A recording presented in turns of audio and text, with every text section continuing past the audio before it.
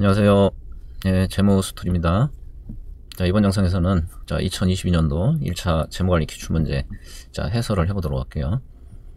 우선 본격적으로 해설하기 전에 총평이라고 할까요? 자, 이번 시험이 어땠나는 걸 전체적으로 잠깐 말씀드리고 그 세부 분항별 해설하도록 할게요. 자, 우선 궁금한 게 전체 난이도야. 여러분들 사실 이거 냉정하게 얘기하면 올해 시험은 굉장히 쉬웠다. 자, 중하예요. 혹시 실망하는 분들 계실까봐 제가 중 또는 중하다 이렇게 얘기했지만, 자, 중하라고 보시면 돼요. 비교적 쉬운 편이었다. 그 다음에 그 이유 중에 하나가, 자, 기출문제를 쭉 보니까, 자, 이전에 이미 기출문제로 출제되었던 내용들, 그 문항들이 다수 보였어요. 그래서 만약 기출문제를 반복적으로 마지막에 학습한 수험생이었다면 훨씬 더 쉬운 느낌이 들었을 것 같아요. 자, 두 번째, 자, 특별히 예외가 없었다. 제가 항상 강의할 때 강조하는 그 중요 주제들이죠. 그 중요 주제들 범위 내에서 거의 100% 다 출제가 됐어요. 자, 하나 정도 예외라고 한다면 선물 쪽에서 하나 나온 게 있는데, 그 선물 포기한 분들은 이제 어차피 그건 손을 못 댔겠죠. 근데 선물 내에서도 기본 개념을 묻는 가장 간단한 내용이 있기 때문에 선물 자체를 포기한 분이 아니면 그 문제도 전혀 문제가 없었어요. 그 다음에 굳이 기업재무와 파생 나누면 기업재무 쪽에서 14문항, 파생에서 2개, 옵션 하나, 선물 하나 이렇게 출제가 됐네요. 자, 그래서 이제 이번 시험은 어떤 수험생이 유리했겠냐. 이번 시험에서는 좀 불안한 마음에 범위를 확대해서, 그러니까 중요 주제 외에 지역적인 주제까지 확대해서 공부하거나 또는 너무 깊게 공부한 수험생들보다는 중요한 주제에 집중해서 반복적으로 공부를 했던 수험생들이 훨씬 유리한 시험이었다고 생각이 돼요. 심지어는 이번 시험에 나온 모든 문제는 우리 하루에 끝장내기 재무관리 요것만 가지고도 제가 100%다 커버 가능한 시험이었어요. 따라서 이제 1차 시험 끝나고 나면 커트라인이 부글에 있는 친구들은 이제 요 이의제기도 좀 중요한 거잖아요. 근데 아무튼 현재까지 제가 확인한 바로는 재무관리 쪽에서는 특별히 문제될 만한 문항은 없었어요. 그래서 아마 이의제기 거리는 재무관리 쪽에서는 없다고 보시면 될 것 같아요. 자, 이제 본격적으로 이제 문제 해설에 들어갈게요. 해설은 지금 1형 기준으로 해설할 거예요. 그래서 2형 시험 치신 분들은 자, 문제 순서가 좀 다르니까 그걸 감안해서 확인해 두시면 될 것 같아요. 그 다음에 이거 상세 해설이라고 보다는 가장 중요한 포인트 위주로 좀 빠르게 해설하려고 그래요. 그래서 25번부터 바로 볼게요. 자, 케이스는 현재 시점에서 30년 만기 연 10% 이자율로 20억 원을 차입하려고 한다. 조사 결과 다음과 같은 두 가지 차입 방안이 가능하고 만기 이자율 통일, 두 개 대안, 1, 2안 비교할 때 지금 요구사항은 지금 2000년도 말이네. 2000년도 말에 지급하게 될 이자 금액의 차이야. 자, 이라는 만기 일시 상환 방식이죠. 자, 이자만 매년 일정하게 상환하다가 만기를 날 가서 전액 상환. 이하는 이제 원리금, 균등 분할 상환 방식이죠. 그럼 1하는 따로 계산할 거 없죠. 1하는 20억에 대해서 연 10%이기 때문에 일정하게 매년 2억씩이니까 고민할 게 없고, 중요한 건 2안인데, 자, 얘도 비교적 최근에 기출문제로 한 2번 나왔었기 때문에 크게 어렵지 않게 풀어냈을 거예요. 단 중간에 계산은 좀 하셔야 되지만. 그래서 자, 제가 여기 작성해 놓은 거 있으니까 이거 가지고 빠르게 좀 확인합시다. 자, 맨 먼저 뭘 구해야 되나요? 자, 연간 균등 상환액이 얼마냐. 이건 잘 아시죠? 자, 오늘 차입액을 연금 현가계수로 나눠주면 되죠. 30년짜리 연금 현가계수 나눴더니 매년 일정하게 원금 이자 포함해서 요만큼씩 균등 상환하는구나. 자, 이제 그걸 어떻게 하셔야 돼? 그럼 그중 이자가 얼마고 원금 상환액이 얼마냐? 그럼 이 1천년도 말을 먼저 보실게요. 자, 상환액 그 중에 이자가 얼마다? 자, 최초 차입액. 자, 이제 20억 원에 대한 10% 이자 2억이죠. 그렇기 때문에 나머지 약 1,2,1,5,8,8이 요게 이제 첫해 원금 상환액이죠. 그럼 원금 이만큼 까였으니까 1천년도 말에 가면 자, 이제 원금 얘가 남는다. 요게 핵심이야. 문제는 빠르게 푸셔야 되니까. 그러면 2000년도 이자는 뭐에 대해서? 요 1차년도 말 차입금 잔액. 얘에 대해서 10%죠. 그게 198, 784, 1182구나. 그럼 최종 요구사항은 1안. 2000년도 이자 지급액 2억. 2안. 2000년도 이자 지급액이죠. 자, 둘의 차액을 계산하시면 되네요. 자, 121만 5,882원. 자, 그래서 정답은 2번이 되겠군요. 자, 다음 문제 바로 보실게요. 자, 26번. 자, 주가 배수무역에 관한 설명으로 가장 적절하지 않은 거네요. 동그라미 1번. 불안조건 동일하다면 요구 수익률 또는 자기자본 비용이 낮을수록 주가 수익 비율이 높게 나타난다. 이거 뭐 너무 간단한 거죠. 주가 수익 비율 정의가 어떻게 돼요? 주식 가격을 EPS 나눈 거잖아. 물론 정확히 EPS가 아니죠. 그럼 다른 건 동일한데 요구 수익률은 뭐에 영향을 미쳐? 주가에. 그럼 요구 수익률 낮아지면 주가가 어떻게 돼? 올라가죠? 그럼 주가 수익 비율 같이 올라가겠네요. 동그라미 2번, 성장이 없는 기업의 주가 수익 비율은 요구 수익률 또는 자기자본 비용 역수다. 사실 요 문항도 비교적 최근에 시험에 나왔던 거니까 기출문제 풀어봤던 사람들은 그냥 바로 판단 가능하죠. 이건 맞는 얘기죠. 자, 세 번째, 다른 조건이 일정하다 하면 보수적인 회계 처리하는 기업의 주가 수익 비율이 낮게 나타난다. 이 보수적으로 한다는 얘기는 뭔가요? 가급적 자, 이익을 좀 줄이는 방식이죠. 그럼 이익을 줄여. 이번에는 여기서 분모만 줄어드네요. 그럼 주가 수익 비율 올라가겠네요. 낮게 나타난다. 틀렸네요. 자, 3번이 잘못된 문항이군요. 자, 일단 정답은 3번. 나머지 볼까요? 4번. PBR, 주가 정부가 비율은 ROE, 자기자본이익률, 그 다음에 주가 수익 비율 곱으로 표현할 수 있다. 이건 뭐 기본산업 객관식 할 때 가장 기본적으로 소개하는 내용 중에 하나죠. 맞는 얘기죠. 뭐 상세한 건 우리가 요 아까도 얘기했지만 이 해설은 지금 긴급하게 좀 포인트만 빠르게 해설하는 거니까 상세한 것들은 책에 보시면 금방 찾아볼 수 있어요. 근데 5번은 따로 해설할 게 없어요. 이러한 주가 배수들 이러한 것들이 주식 가치를 상대 평가할 수 있는 모형이다. 우리가 주가 배수 모형을 상대 가치 평가 모형이라고도 하죠. 27번 바로 보실게요. 자, 25개 종목의 주식에 동일한 비중으로 투자해서 구성된 포트폴리오 A의 베타가 1.12. 자, 아무튼 현재 베타 1.12짜리 포트폴리오다. 자, 근데 포트폴리오를 재구성했어요. 어떻게 했냐면 베타 0.8짜리 주식 X를 전량 매도. 자, 이걸 뺐어. 그 대신 그 금액만큼 베타 2.3짜리 Y 매입했다. 이걸 추가시켰군요. 얘를 빼고 얘를 추가시켰다. 그럼 구성 종목 변경 후 포트폴리오의 베타에 가장 가까운 것. 사실은 얘도 예전에 정말 오래됐어요. 1990년대 언젠가 한번 시험에 나온 적이 있어요. 할 게 있나? 여기 바로 볼게요. 뭐만 확인할까요? 25개 종목의 동일 비중. 그럼 각 종목마다 다 똑같이 25분의 1 그러면 비율로는 4%씩 투자가 돼 있었네요. 그럼 투자 비중 4% 똑같고 0.8짜리 빼고 동일 비중으로 2.3짜리 다시 집어넣으면 되잖아요. 자, 제가 수식 만들어 놓은 거 있으니까 그냥 구경 통해 그냥 바로 확인합시다. 예. 여기 보시면 27번이었죠? 1.12가 원래 베타야. 뭘 뺐어? 비중은 4%, 베타 0.8짜리. 다시 뭘 얹었어? 비중 동일해. 0.04에 2.3짜리죠. 그래서 얘 빼고 얘 더한 거니까 요거 반영하시면 자, 새로운 베타 구할 수 있겠죠. 요거는 감각이 있다 그러면 투자 비중 빠지고 들어간 거 동일한 거니까 요 베타끼리 정산하면 얼마인가요? 빠진 게 0.8, 들어온 게 2.5, 요 차이가 얼마인가요? 1.5네. 그럼 비중은 그대로 두고 이제 1.5 증가했구나. 그럼 1.5에 4%면 0.06 아닌가요? 그래서 원래 거보다 0.06 증가해서 1.18 되겠구나. 자, 그러면 정답 1번이군요. 자, 그 다음에 자 28번 문제.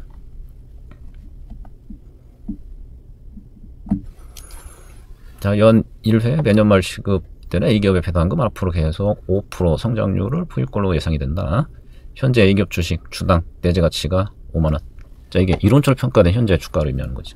자, 베타가 1.5, 무위험 3%, 시장 포트폴리오 기대 수익률 10%, 전년도 말에 지급된 배당금 곧 0시점이죠. 현재 시점에서 지급된 배당금.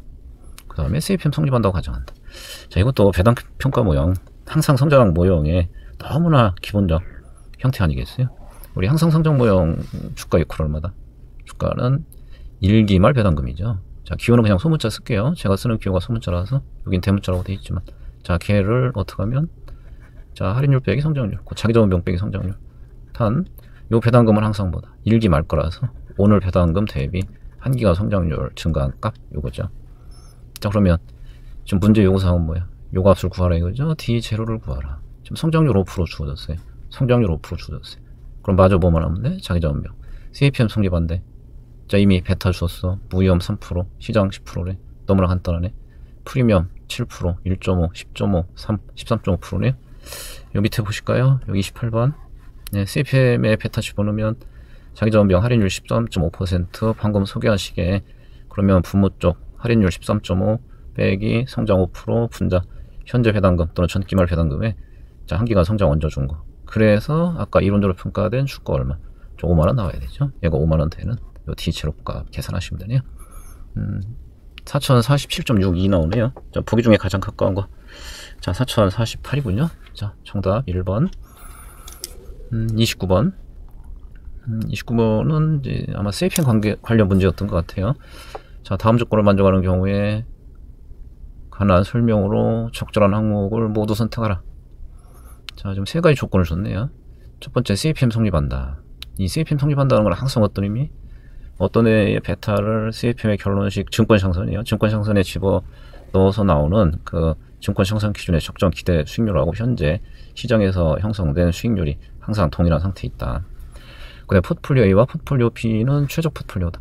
이것도 제가 강의할 때마다 강조하는 거예요. 이 개별 투자자의 최적 포트폴리오라는 말이 나오면 그 자체가 바로 뭐다? 아, 그거는 CML 상에 있는 애구나. 자본시장 선상에 있는 애구나. 바로 전환해서 해석하시라고 그랬죠. 이게 CML 상에 있구나. 자, CML 상에 있다. 또 CML 상에 있다는 건 기본적으로 어떤 애들 섞은 거다? 무위험 자산하고 시장 포트폴리오 섞은 애다. 이렇게 전환해서 자, 해석을 하시라고 그랬죠. 자, 그 다음에 두 번째, 무위험이자 4%, 시장 포트폴리오 기대 수익률 또 표준 편차 15%, 10%, 기대 15%, 표준 편차 10%예요. 그 다음에 포트폴리오 A는 베타 0.6, B는 베타 0.4. 그럼 이 조건에서 이 문장 중에 자, 적절한 거, 맞는 거 모두 골라라. A문항, 포트폴리오 A와 포트폴리오 B의 사전적 수익률은 항상 같은 방향으로 움직인다. 자, 사전적 수익률이 바로 뭐예요? CAPM 성립이니까 증권 상선 통해 얻어지는 자, 기대 수익률이죠. 또는 균형 수익률이죠. 자, 그럼 뭐에 따라 달라지는 거예요? 자, 둘이 같은 방향이냐 반대 방향이냐라고 하는 것은 다름이 아니고 베타의 부호야. 지금 보시면 A도 베타가 플러스, B도 플러스야. 그러면 SML에 의해서 나오는 자, 기대 수익률 또는 사전적 수익률의 움직임 방향은 당연히 같을 수밖에 없죠. 혹시 자, 둘 중에 하나가 베타가 음이었다면 반대로 움직이겠지. 둘 다 베타가 플러스이기 때문에 저 같은 방향으로 움직일 수밖에 없다. 자, 맞는 얘기군요. 두 번째, 포트폴리오 B의 샤프 비율이 1.5다. 우리 샤프 비율 정의 잘 아시죠? 요거 바로 봅시다. 제가 여기다 간단하게 해설해 놨으니까. 샤프 비율은 기대 수익률 빼기 무위험, 그 무위험 프리미엄을 뭘로 나눠? 표준 편차로 나눈 거예요. 그럼 지금 B의 꼴 물어봤잖아. B의 꼴 물어봤기 때문에 자, B 꼴 구하고 싶으면 B의 기대 수익률 표준 편차 정보가 필요한데 자료에는 전혀 없어요. 그럼 여기서 포인트 뭐다? 자, 아까 B도 CML 상에 있다. 그럼 자본시장 선상에 있는 모든 포트폴리오들은 동일 선상에 놓여 있기 때문에 이 표준 편차 기준의 프리미엄, 그 샤프 비율, 또 그걸 우리는 뭐라 그래요? 표준 편차 기준의 소위 위험 보상률이죠. 자, 그건 전부 동일하다. 자, 뭘로 동일하다? 다름이 아니고 시장 포트폴리오의 자, 위험 보상률로 전부 다 같은 거다. 이것도 뭐 말문제 형태로 과거에 시험이 나온 적이 있던 내용이죠. 그러면 B 걸 구하라고 했지만 어차피 B가 시장 포트폴리오와 같을 거기 때문에 아까 시장 거 정보 있었죠. 자, 요걸로 확인하시는 거예요. 그럼 시장 거, 자, 기대 15% 빼기 무위험, 그럼 11%에 나누기 편차 10%. 그래서 1.1이네요. 그럼 시장이 1.1이면 CML 상에 있는 애기 때문에 B도 1.1이다. 이건 틀렸네요. 그 다음에 C문장, 포트폴리오 A의 수익률 편차는 포트폴리오 B의 수익률 편차 걔보다 1.5배 크다. 이것도 비교적 최근에 시험에 나왔었죠. 자, 여전히 CML 상에 있다는 게 포인트야. CML 상에 있는 애들의 베타 비례 크기 관계하고 표준 편차 비례 크기 관계는 항상 같은 거다. 사실 그 이유는 어디에 있다 그랬나요? 원래 베타라고 하는 건 뭔데? 자, 시장과의 상관계수, 거기에 개별 자, 포트폴리오과 표준 편차 나누기 시장 표준 편차야. 그런데 여기 CML 상에 있는 애들은 다 똑같이 얼마다? 1이에요. 요게 1이라서 시장 표준 편차야 어떤 포트폴리오한테나 동일한 거니까 요 베타의 크기 배수 관계나 요 표준 편차 크기 배수 관계는 비록 같은 것이다. 그럼 아까 요 베타 정보가 있었죠. 베타가 A는 0.6, B는 0.4잖아. A께 B거보다 1.5배 크면 따라서 표준 편차도 똑같이 1.5배 큰 것이다. 자, 맞아요. 그 다음에 D문장, 시장 포트폴리오에 대한 포트폴리오 A의 투자 비중은 60%다. 이것도 기출문제로 말문제 나온 적이 있어요. 또 강의할 때마다 그냥 꼭 기억하라고 강조한 거예요. CML 상에 있는 애의 이 시장에 대한 투자 비율, 자, 이건 항상 뭐와 똑같다? 자, 시장의 투자한 비율은 이퀄 다름이 아니고 그 포트폴리오 베타가 그 시장의 투자한 비율과 똑같다. 자, 아까 A 거 베타 0.6이에요. 그러면 이 포트폴리오는 무형과 시장 섞은 건데 시장에 몇 프로 투자하고 있다? 60% 투자하고 있다라고 그냥 바로 해석 가능하셔야 돼. 그렇게 해서 문제 풀 수 있어야 객관식을 제대로 공부한 거죠. 그죠? 물론 그냥 확인하셔도 돼요. 어떻게 확인해도 돼? 물론 그러려면 요건 알고 있어야 되지. 무형하고 시장을 섞었구나. 자, 그러면서 베타가 얼마구나. 0.6이래. 그럼 두 개 섞은 애의 베타는 어떻게 구할 수 있어요? 자, 무염에 투자한 비중. 자, 무염에 투자한 비중. 거기에 무염 자산 거의 베타. 그 다음에 시장에 투자한 비중. 자, 거기에다가 시장 거 베타 하시면 되잖아. 근데 여기서 요 무염 베타는 이미 빵인 것이고 시장 베타는 얼마인 거고 1인 거야. 그래서 얘를 통해 얼마 나와야 돼요? 0.6 나와야 돼요. 그래서 자연스럽게 어떻게 돼? 시장에 투자하고 있는 비율이 곧 베타와 같아지게 되겠죠. 자, 그러면 A, C, D가 맞군요. 자, 정답은 자 3번이 되겠네. 그 다음에 30번. 자, 30번은 자본예산에서 현금을 추정할 때 여러분들 주의할 점 또는 꼭 지켜야 될 점, 그 중에 증분 현금 흐름 얘기하면서 딱 4가지 얘기하죠. 자, 부수적 효과, 잠식비용, 기회비용, 매몰원가. 그 중에 매몰원가는 고려하지 말라. 나머지는 적절하게 고려하라. 이건 별도 해설을 안 할게요. 그냥 정답만 체크할게요. 4번. 자, 지금 틀린 거 찾아야 돼요. 틀린 거. 4번 보시면 신제품 K의 수요 분석으로 해서 작년에 지출된 시장조사비. 이게 바로 대표적 매물원가죠. 대표 매물원가죠. 시장조사비, 그다음 신제품 개발비, 구개 구입비. 자, 이런 애들은 절대 현금 흐름에 포함해서 안 된다. 여기 좀 포함시켜야 될 증분 현금 흐름이잖아. 이건 포함해서 안 된다. 이건 누구나 금방 알 수 있을 테니까 자, 이 정도만 말씀드릴게요. 자, 31번 바로 볼게요.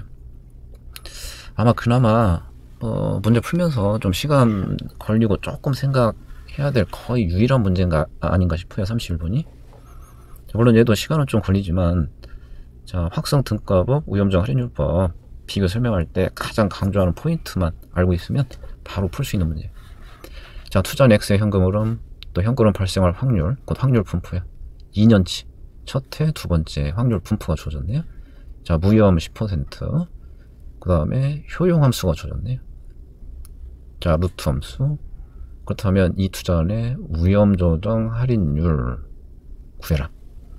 그럼 이 확성등가법 위험정 할인율법에서 가장 중요한 포인트가 뭐다? 자, 위험정 할인율법은 기대 현금 흐름이죠. 기대 현금 흐름에 대응될 할인율이고, 그래서 기대 현금 흐름을 위험정 할인율로 현재 가치 구하든 또는 NPV 구하든 확실성 등가로 전환해다가 무염 이자율로 할인해서 현재 가치나 NPV 구하든 그건 반드시 동일한 거다. 그게 핵심 포인트죠.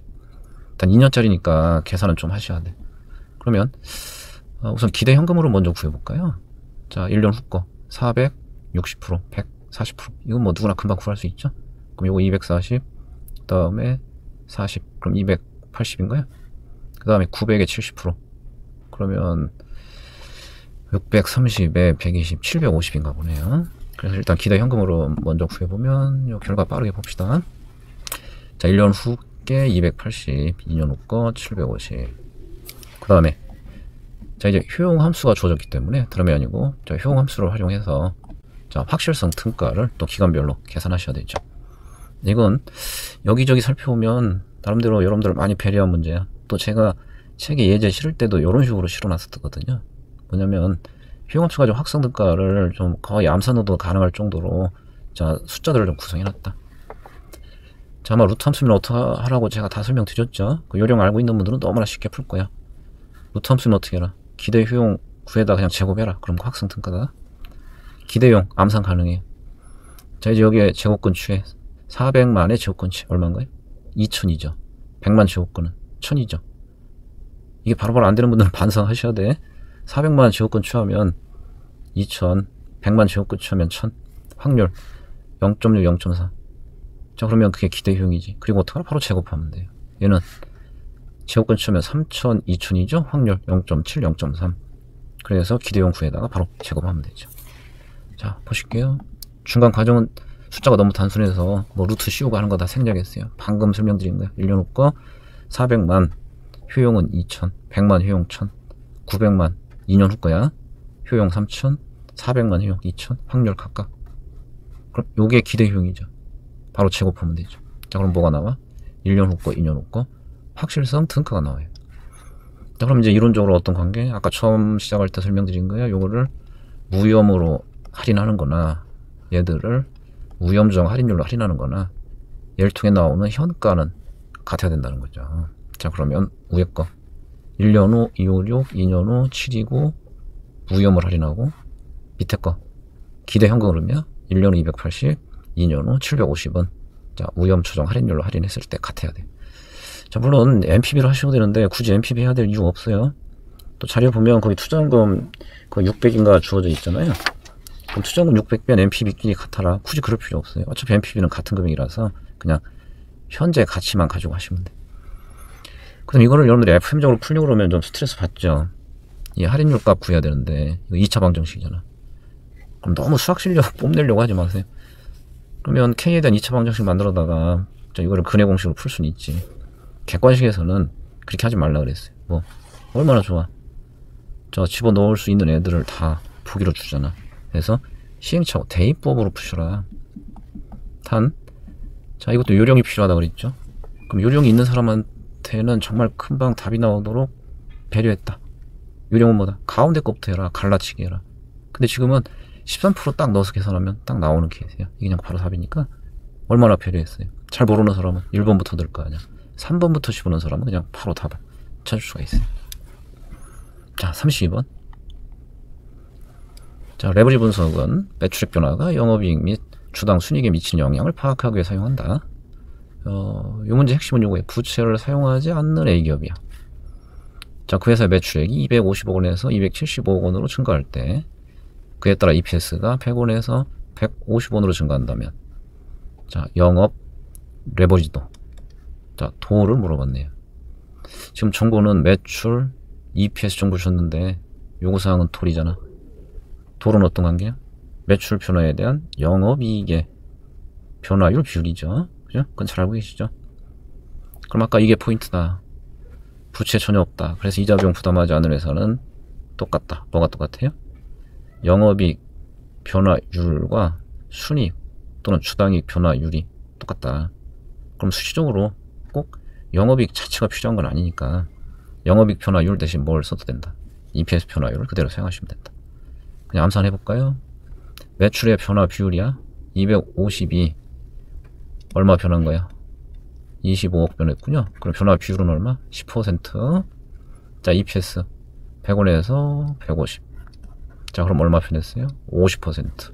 그럼 매출 변화 10%에 대해서 EPS가 50% 변했으니까 물론 그 자체는 우리가 결합 레버리도 DCL이라고 볼 수 있겠죠. 그렇긴 한데 결국은 뭐 부채가 없어서 영업이익도 그럼 몇 퍼센트 변한다? EPS 똑같이 50% 변할 거다. 그럼 매출 10% 변화분의 영업이익 변화 50%. 자, 5배 이렇게 되겠군요. 그 다음에 33번. 자, 자본구조론에 관한 설명으로 장축되지 않은 것. 자본구조 문제에서 흔한 형태죠. 자본구조에 등장하는 여러 이론들.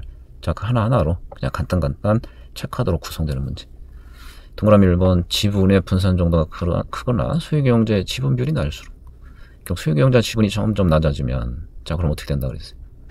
주주와 경영자 간 이해 상충이 점점 확대가 된다. 그 지분 내지는 자기 자본 대리 비용이 점점 커진다. 두 번째, 밀러는 무조건 뭐야? 무관련이야. 채권시장 균형을 전제한 거지. 부채시장 균형이면 여기에 부채기업과 무부채기업과 신통일하다. 무관련. 맞죠? 그 다음에 세 번째, 자본 조달 순위로는 최적 자본구조 존재 여부에 대해서 설명하지 못한다. 이것도 1차에 이미 두어 번 나왔어요. 오로지 뭐만 얘기한다. 주주 부의 극대화로 해서 어떤 순서에 따라 조달해야 되는지를 얘기하는 거지, 부채 얼만큼 쓰는 게 최적인지에 대한 결론은 얘기를 하지 못한다는 거죠. 네 번째, 부채별로 풀 때 위험 선호 요인, 과소투자인, 재산 도피인 등이 발생할 수 있다. 이건 뭐야? 부채 대리비용 발생시키는 대표 요인들이죠. 자, 이러한 주제 행위는 언제? 부채를 과다하게 써서 파산 가능성이 있을 때, 부채별 높을 때 나타난다. 자, 그 다음에 5번. 그럼 답은 다 맞으니까 5번이 답이겠네요. 이게 틀렸겠네. MM에 의하면 법인세에 존재하는 경우 부채비율 증가에 따라서 가중평균자원 비용은 요 값으로 수렴한다. 얘도 1차에서도 한번 나왔고 심지어 2차에서 2018년도인가 말 문제로 나왔었죠. 요게 아니다. 뭘로 바뀐다. 이게 로로 바뀌어야 된다 그랬어요. 자, 부채비율 S분의 B가 증가한다. 그 얘기는 V분의 B가 결국 1로 수렴한다 이런 얘기고, V분의 B가 1로 수렴하면 가중평균자원 비용 공식을 가지고 이해하라고 그랬어요. 자, 이렇게 되는데 요 V분의 B가 1로 수렴해 가니까 최종 가중평균자원 비용은 자, 로우의 1 마이너스 법인세율로 수렴해 간다. 자, 34번 문제. 자, 이것도 자본구조 문제네요.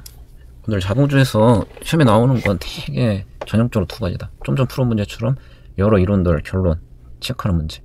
그 다음에 개별 이론 나오면 거의 MM이잖아요. 34번은 MM의 기본 구조를 이해하고 있는지 물어보는 문제예요. 자, 무부채기업 6기업이 있어요. 6기업, 영업이익 2억. 그 다음에 부채비율 S분의 B로 100%. 그럼 부채비율은 항상 S분의 B냐 V분의 B냐 확인하시라. 지금 S분의 B 1, 요거는 V분의 B로 바꾸면 얼마다? 자, 절반이다 확인하시고, 자, 이제 L기업 영업이익 5억. 자, 두 기업 주식 수익률 자료. 자, 각 회사별 주식 수익률 평균차. 그 다음에 시장과의 상관계순이에요. 자료 보는 순간 아, 베타 구하라는 얘기구나. 그래서 좀 이따 베타 아마 체크해야 될 거예요. 자, 이번에 시장 포트폴리오 기대 수익률 평균차 둘 다 20%. 자, 무위험 5%, 법인세율 40%. 가장 적절하지 않은 거네요. 자, CAPM 성립하고 법인세율은 MAB로 성립한다. 동그라미 1번 L기업 베타가 1.5다. 그냥 바로 할게요. 두 개 곱해서 나누기 시장 하면 되죠. 시장 얼마인가요? 20%. 아, 6기업 거 구하라 그랬네. 아, L기업 거 구하라 그랬네. 그냥 둘 다 구하죠 뭐. 아마 좀 이따 더 필요할 거야. 그럼 위에 6기업은 얼마인가요? 20% 서로 상쇄되니까 0.4네. L기업은 자, 요게 얼마예요? 65, 32, 1.5인가요? 이렇게 되겠네, 그죠? 자, 그럼 L기업 거 1.5 맞아요. 여기 슬쩍 컨닝 하세요. 여기 있죠? 여기 있죠? L기업 방금 설명드린 거야. 1.5, 6기업 0.4. 두 번째 6기업 차기자본 비용. 자, 11%다. 그럼 6기업 차기자본 비용. 자, 하지만 조금만 옮길게요. 제가 가리는 것 같아서. 자, CAPM 성립한다 그랬어. 베타 확인했어. 자, SML에 넣어주면 되죠. 자, 무위험. 자, 무위험 5%군요. 시장은 20%군요. 자, 그러면 무위험 5%, 시장 20%니까 프리미엄 15%에 6거, 베타 0.4, 11% 맞군요. 네, 세 번째, L기업 가중평균자원 비용이 자, 12.25% 이렇게 돼 있네요. 자, 그럼 L기업 아까 베타 구했잖아. 그럼 어떻게 하면 돼? 얘도 똑같이 증권시장선 집어넣어서 자기자본 비용 구하고, 자, 이제 부채비용 자기자본 비용 평균 내면 되죠. 이번에 베타 1.5 집어넣었더니 자기자본 비용이 1차적으로 27.5%야. 그 다음에 아까 자본 구성. 아, 여기 살짝 다시 가렸네. 왼쪽. 네, S분의 B로 100%인데 그게 각각 부채 자기자본 반반씩이었죠. 그럼 자기자본 부채 반반 구성별로 원천별 비용들 평균 내주면 되죠. 일단 여기서 부채비용 얼마다라는 게 명시 안 돼 있을 거야. 아무 얘기 없으면 MM은 무위험 부채예요. 그러니까 부채 쓰고 있는 L기업은 이자를 5%짜리 무위험이자 부담하는 부채 쓰고 있구나라고 해석해서 가중평균자원 비용 계산하시면 돼요. 자, 그래서 화면 다시 조금만 움직이면, 네. 자, 부채는 무위험 부채, 세후 타인자원 비용, 그 다음에 좀 전에 구한 자기자본 비용 반반 비율로 평균 내서 15.25%. 요게 틀렸군요. 12.25가 아니고 15.25%. 그 다음에 여기서 혹시나 해서 말씀드리는 건데, 여러분들이 이 무부채 기업 자기자본 비용 그건 로우잖아요. 그럼 여기서 여러분들 막 공식으로 넘어가면 안 돼. 여기서 아까 소개한 이 공식으로 이미 로우를 알았으니까 여기다 집어넣으면 되는 거 아닌가? 이렇게 착각하시면 안 돼요. 이렇게 하면 어떻게 될까? 부채 없는 회사 거 11%에 세율 아까 40%였나요? 거기에 V분의 B로 절반이잖아. 8.8% 나오겠네. 이거 아니에요. 우리가 기출문제 대다수는 이렇게 해서 푸는 문제가 많지. 그건 어떤 문제? 두 회사가 영업이익과 영업위험이 같으면서 자본구조에만 차이가 날 때 이렇게 되는 거죠. 지금은 분풀 보세요. 위험도 완전 다른 두 회사야. 심지어 영업이익 규모도 다르잖아요.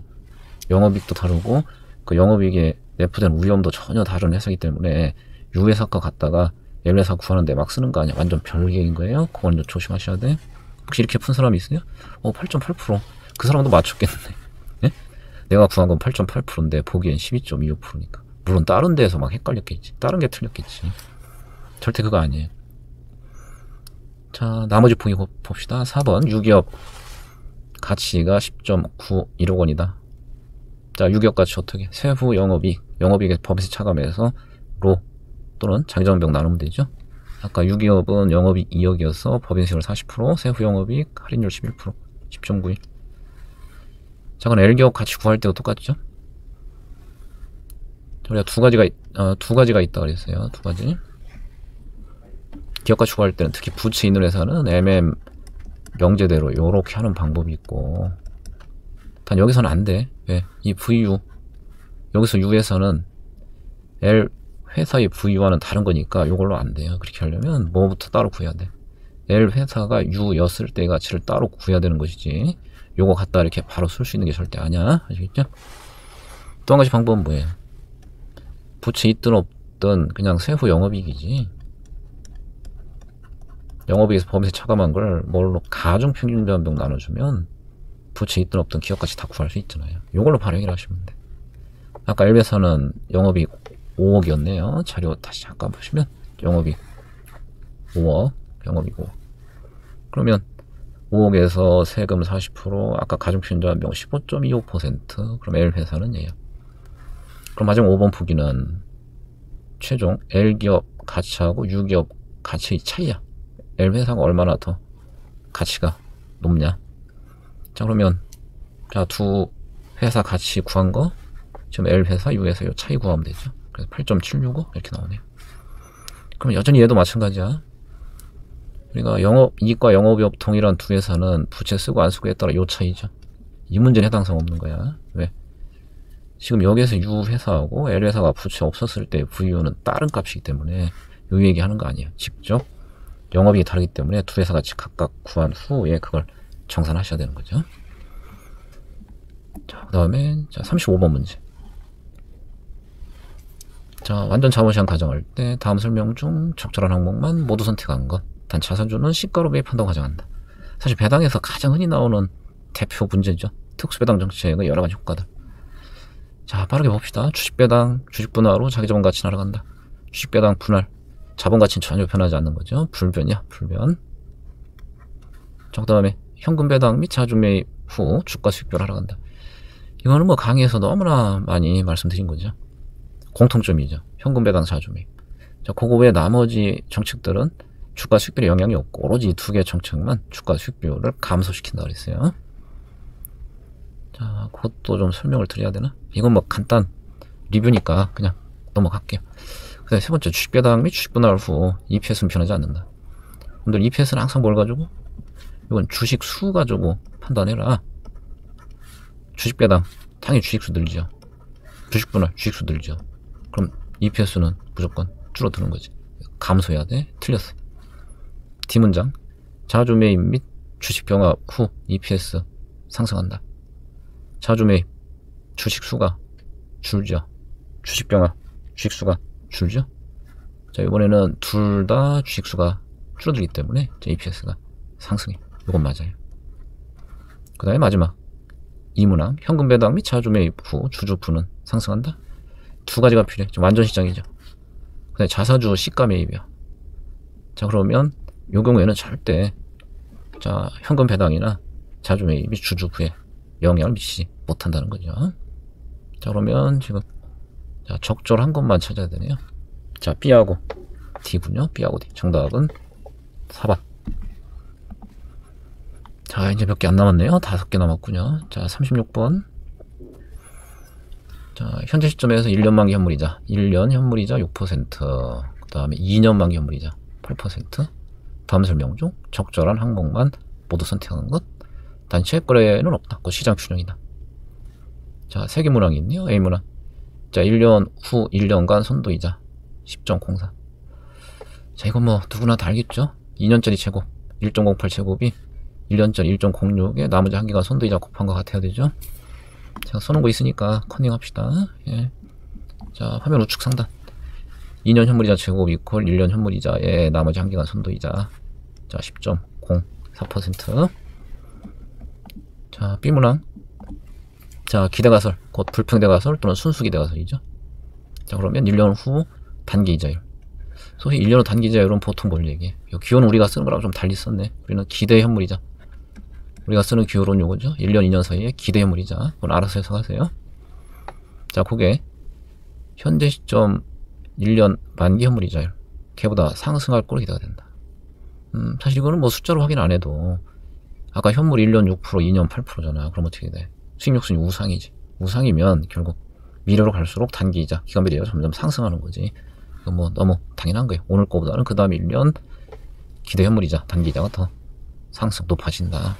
뭐 굳이 확인하자면 그 C문장 해석으로 해서 잠깐만 보실게요. 우리 불평기대가설의 특성이 뭐야? 우측 상단 미래 기대 현물이자나 선도이자가 똑같아. 아까 선도이자가 10.04면 불평기대가설의 2년차 기대이자 10.04 같은 거죠. 그럼 첫 해 거 6%였고 그 다음 한기가 10.04니까 당연히 상승.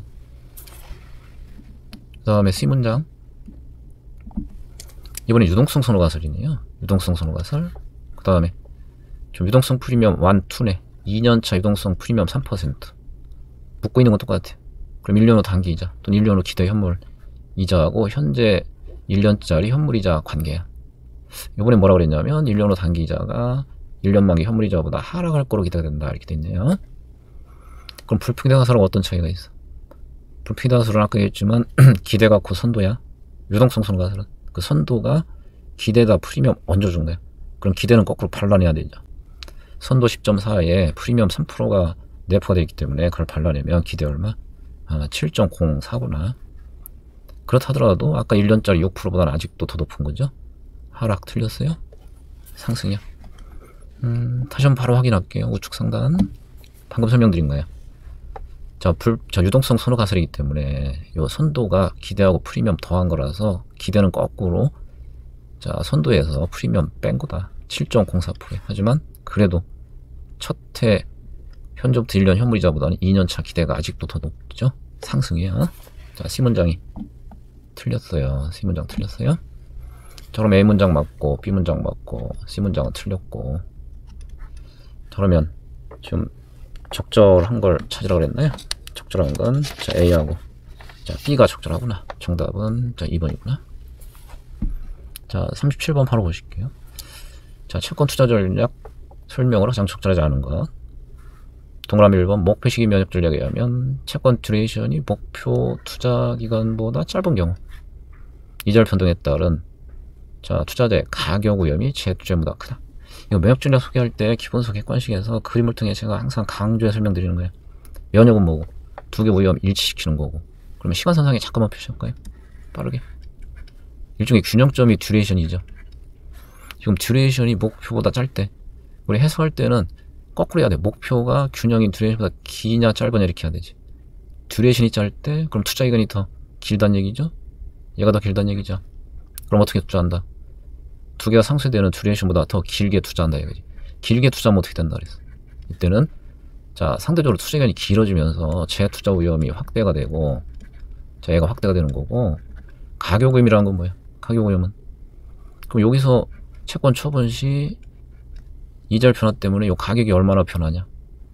길게 한다는 얘기는 남은 기간은 점점 짧아진다는 얘기예요. 그래서 이 가격 위험은 상대적으로 작아지는 거죠. 그래서 재투자 위험이 커지는 거고 가격 위험이 작아진다. 근데 반대로 이걸 짧게 투자하면 어떻게 된다 그랬어요. 이렇게 짧게 투자하면 투자 기간이 얼마 안 돼. 그러니까 이번엔 재투자 위험이 작게 나타나는 거고 여기서 채권 풀면 남은 기간이 굉장히 길기 때문에 자 가격 위험이 이제 커지는 거죠. 지금은 요 케이스야. 뭐가 커야 돼? 재투자 위험이 커야 돼. 뭐라고 돼 있어요? 가격 위험이 재투자보다 크다 돼 있네. 정반대요. 재투자 위험이 더 크게 나타난다. 자, 동그라미 2번. 이건 뭐 볼 거 없어요. 여러분들 읽어보시면 돼. 순자산화 면역 전략은 결국 이자율 변동 위험을 제거하는 거다. 3번. 채권의 채무 불이행 위험이나 수의상환 위험은 면역 전략을 통해서 제거되지 않는다. 그럼 면역 전략은 오로지 뭐야? 면역 전략은 오로지 이자율 변동 위험이야. 자, 이자율 변동 위험을 제거하는 전략일 뿐이다. 이건 별개 위험이야. 자, 이런 위험들 부담 안 하려면 그럼 채무 불이행 위험이 없는 또는 수의상환 위험이 없는 채권에 투자해야 대비가 되는 거지. 면역한다고 해서 이런 위험에 대비되는 게 아니다. 오로지 이자율 변동 위험에 대비하는 전략이다. 동그라미 4번 듀레이션만 이용하는 면역 전략은 채권 가격과 이자율 간의 비선형 관계를 반영하지 못한다. 잘 아시죠? 이자율 채권 가격 관계는 원점이든 볼로간 곡선인데 듀레이션은 1차 미분 결과라서 비례 관계를 갖는다. 선형 관계를 갖는다는 전제에 분석하기 때문에 자, 그럼 비선형 영향. 자, 이거는 반영이 안 된다. 자, 그 다음에 5번 현재 수익률선이 우상향 모양을 갖고 투자 기간 동안 그 형태가 변화하지 않을 것으로 예측되는 경우에 투자자는 수익률선 타기 전략을 사용해 자본이 돌았어. 이것도 뭐 최근에 시험 문제 나왔던 거죠. 이게 수익률선 타기 전략의 정확한 의미를 그대로 지금 서술해놨군요. 아까 1번이 틀렸구나. 정답 1번. 자, 38번.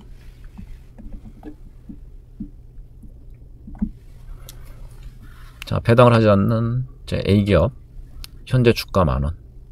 그 다음에 A기업 주식을 기초로 하는 만기 1년 행사가격 만원짜리 유럽편 옵션. 1년 A기업 주가가 12,000원 또는 8,000원. 이 확률은 여러분들 아무 의미 없다고 그랬죠.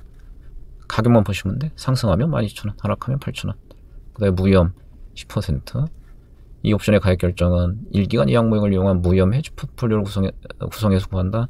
뭐 그렇게 하든 말든 뭔 상관이야. 객관식인데 신경 쓸 필요 없어요. 다음 중 적절하지 않은 것. 좀 5개 보기가 있네요. 풋옵션 균형 가격, 콜옵션 균형 가격. 그 다음에 3번 주식 1개 매입 시 해지를 위한 콜 개수 2개 매도. 풋 델타 마이너스 0.5, 콜 델타 0.5. 사실 객관식은 꼭 주어진 자료 분석해야 정확한 결과 알 수 있는 거 아니라 그랬지. 이 3개는 그냥 바로 결론 내려야 돼. 이게 하나 맞으면 다 맞는 거야. 하나 틀리면 다 틀린 거야. 콜 델타 0.5면 콜 풋 델타는 관계 뭐야? 델타는 1 빼기 콜 델타잖아요. 풋 델타는 1 빼기 콜 델타야. 콜이 0.5면 풋은 당연히 마이너스 0.5야. 그 다음에 주식 한 주 기준 소위 해지 비율이라는 건 뭐였어? 이건 델타 분의 1이야. 그럼 콜이니까 콜 델타 0.5면 해지 비율은 분의 1, 2개. 그 다음에 주식 매입에 대해 콜, 매도. 이건 뭐 잘 알고 계실 거예요. 이건 뭐 굳이 숫자 분석 안 해도 아, 얘가 맞으면 얘도 맞고 그럼 얘도 맞고 이게 바로 확인되잖아요. 물론 뭐 굳이 확인하는 건 어려운 건 아니니까 좀 이따 말씀드릴게요. 그 다음에 이제 콜풋 만기 1년짜리 균형 가격이네요. 아까 뭐 이렇게 얘기했지만 신경 쓰지 말라. 이건 아마 요 밑에 걸 염두하고 그냥 집어넣은 문장 같아요. 그죠? 여기 해지 비율도 구해야 되고 그러니까 옵션 가격 구하는데 가장 편한 방법은 뭐야? 중립확률이지. 중립확률 구해다가 콜풋 가격 바로 확인하시면 되지. 또 우리가 숫자를 정확히 뭐 구하지 않더라도 객관식은 맞다 틀리다만 판단하시면 되기 때문에 자, 간단 숫자 몇 개 통해 답은 바로 찾을 수 있을 거예요. 자, 봅시다. 만원짜리가 12,000원 또는 8,000원. 만원, 12,000원, 8,000원. 그럼 행사가 만원짜리니까 상승하면 콜 2,000원, 하락하면 빵, 풋은 상승하면 빵, 하락하면 2,000. 자, 이제 중립확률 바로 구해요. 자, 무위험 10%, 1.1, 하락 0.8이죠. 상승 1.2죠. 그럼 중립확률 바로 구해. 그럼 어떻게 하면 돼? 콜은 자, 2,000원에 중립확률, 상승할 확률 0.75. 2,000원 0.75. 그럼 이거 얼마야? 1,500이지. 그럼 1,500을 10% 할인한다면 아, 대충 이 정도 나오겠구나. 대충 나오겠구나. 확인 가능하잖아. 숫자 정확히 구하는 건 알아서 하시면 되고 문제 푸는 요령을 얘기하는 거예요. 풋을 볼까요? 하락시 2,000원이야. 그럼 요쪽이 확률이 0.75가 돼야 되고 요건 0.25잖아. 여기 0.25 하면 얼마예요? 500이잖아요. 500을 할인하면 어떻게 돼야 돼? 400 얼마 이렇게 돼야 되지. 이렇게 돼야 되지. 얼마입니까? 600이 넘어. 이건 있을 수가 없잖아요. 그러니까 객관식은 사실 좀 전체 내용들을 크게 보시면 세부적 계산 없이도 물론 불안감을 갖고 있는 사람은 그렇게 하면 안 돼. 자신을 믿는다면 이건 불가능하구나 바로 판단 가능하잖아. 그 다음에 델타는 아까 어떻게 확인할 수도 있다. 이게 주가 변동이죠. 주가 변동 4,000이야. 그에 따른 콜 변동 얼마야? 2,000이야. 풋은 0 빼기 이거니까 마이너스 2,000이지. 콜 델타는 뭐야? 이 비율이야. 주가 변동 4,000분의 콜 2,000. 0.5죠? 이 변동 비율은 얼마야? 마이너스 0.5죠. 그러니까 풋 델타 마이너스 0.5, 콜 델타 0.5다. 라는 것도 물론 자료 가지고 금방 확인할 수 있지만 이 세 개를 어떻게 큰 그림으로 봤다 그러면 아 그냥 다 맞을 수밖에 없구나 이렇게 바로 넘어가야지 뭐.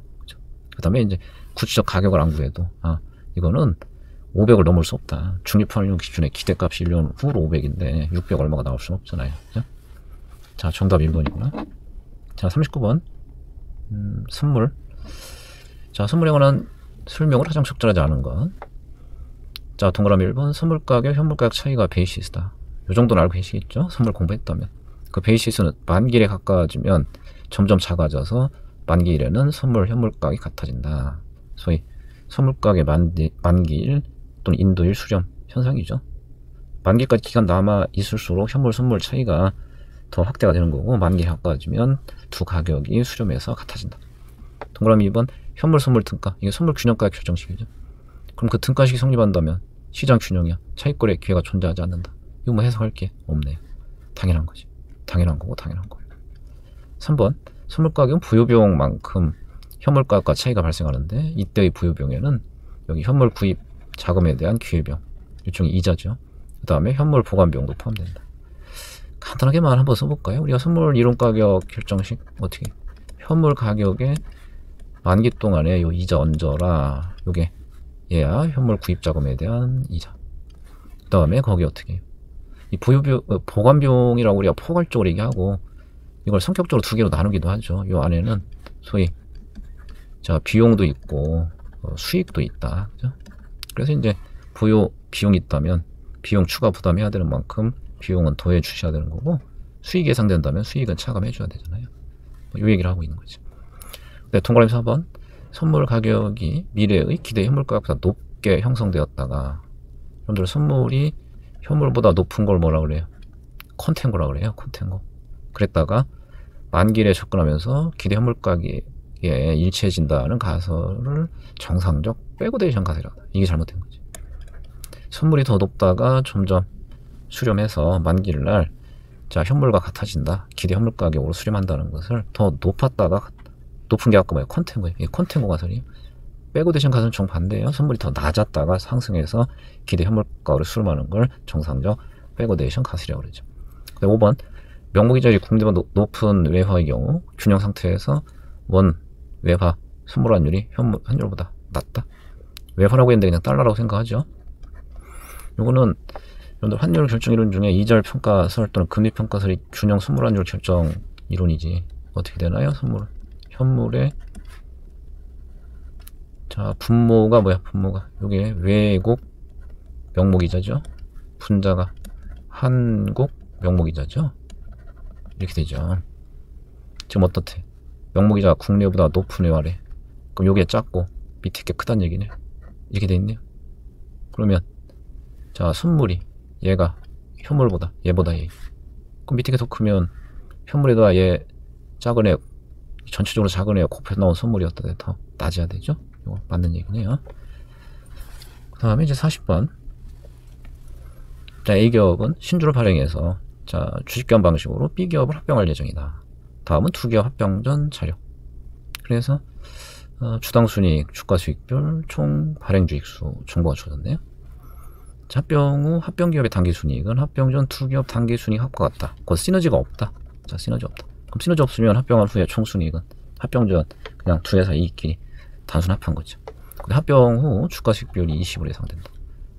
사실 뭐 주가 수익비율 주어지면 무조건 뭘로 하는 거다. 주가 가지고 하는 거다.